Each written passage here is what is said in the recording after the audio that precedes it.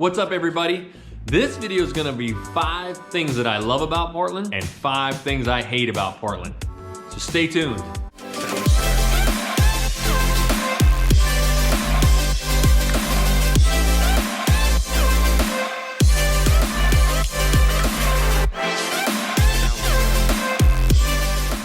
Hey, what's going on, everybody? My name is Jackson Wilkey. I'm a real estate agent here right in Portland, Oregon, and I'm with the Real Agent Now group. And today we're gonna talk about 5 things that I absolutely love and 5 things I could do without here in Portland. All right, so what I'm gonna do is talk about 5 topics, and I'm gonna talk about the pros and the cons, the love and the hate of those 5 topics, and then I'll give you a couple that are right down the middle. So number 1, the one thing I love about Portland is there is endless activities to do. So you have within 3 hours, you got Seattle, from where I live, I'm an hour from the coast. I'm 20 minutes from downtown Portland. There's plenty of professional sports. There's soccer, basketball. There's tons of things to do in this area. My wife and I and the kids, we love going and exploring all new neighborhoods in different parts of the town, like the Hollywood district, the Pearl district. There's just so much to do here. And you'll never run out. That's what I love, is there's just endless opportunities. But the other side of that is the con. The thing I don't like about it is the traffic. Now, I've really learned how to avoid a lot of the traffic. There's different times that you take certain highways. There's back roads. So if you kind of equip yourself with, ways to get around and try not to hit the main arterials and highways at certain times, you're gonna be just fine. But yes, there is quite a bit of traffic here. Number two, I typically drive most places, but they do have incredible transit opportunities. One of the main transit options that you have here is called the Max. Now, a ton of people take this. It's not like what you would picture in this dirty old grungy subway and nasty. A ton of people use it because they live outside of the Portland area and they can take it right into to work downtown. So whether you're playing or going for work, the Max offers a lot of opportunities. Plus, it's very, very walkable and great bike paths.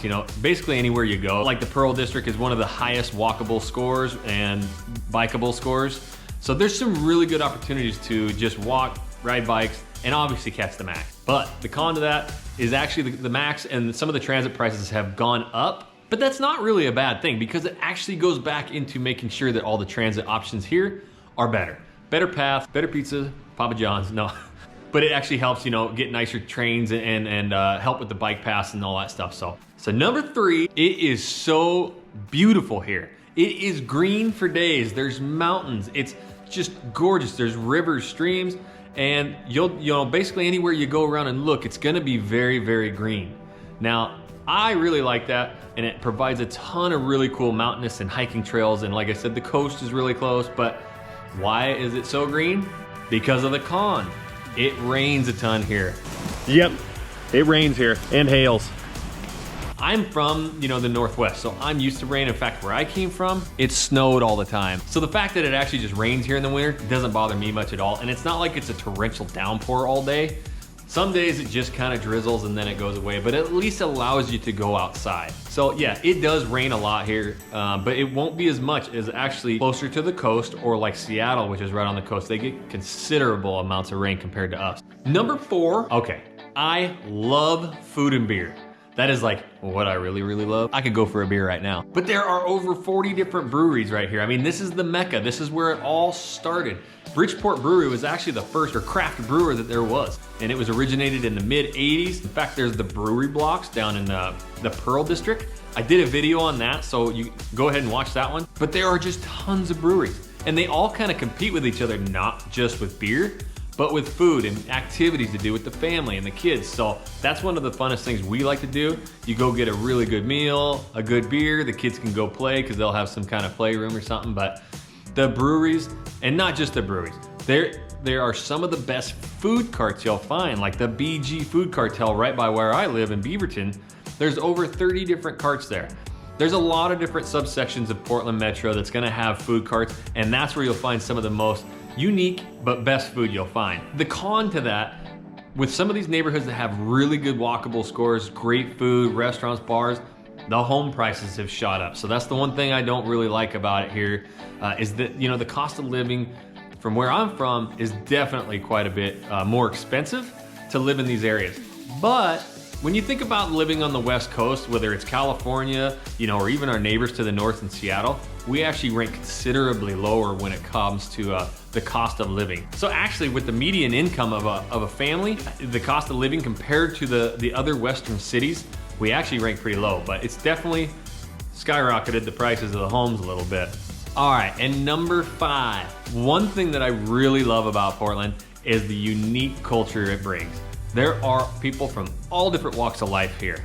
Now, that's also a negative because we kind of get put into this general consensus that you're all Portlandia, you're all weird. Yeah, there's definitely some weird areas of Portland and you're gonna find a lot of unique people in that sense. But what I'm talking about and what I love is there's actually a ton of new families here. We're actually the #2 relocated city in the nation. So it actually provides you an opportunity to meet people from all across the nation, all across the world, and that's what I love. I love meeting as many people as I can. But the thing I hate is that, I always get told I'm Portlandia. Everybody in Portland's weird and a super mega liberal and all that.